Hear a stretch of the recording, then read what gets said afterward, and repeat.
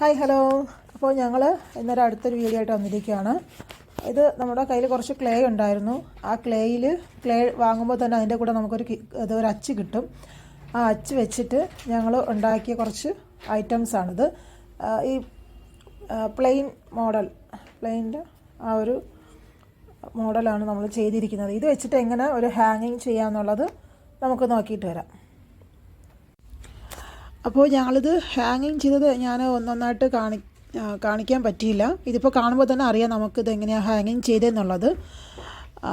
നൂലിൽ ആദ്യം ഒരു ബോൾ ഇട്ടു, പിന്നെ ആ ഒരു ഉണ്ടാക്കി വെച്ചിരിക്കുന്ന ആ ഒരു മോഡൽ അത് കോർത്ത് കൊടുത്തു. അങ്ങനെ 1 by 1 ആയിട്ട് ഒരു ത്രെഡിൽ 5 എണ്ണം വരുന്ന രീതിയിലാണ് ഞങ്ങൾ ചെയ്തിരിക്കുന്നത്.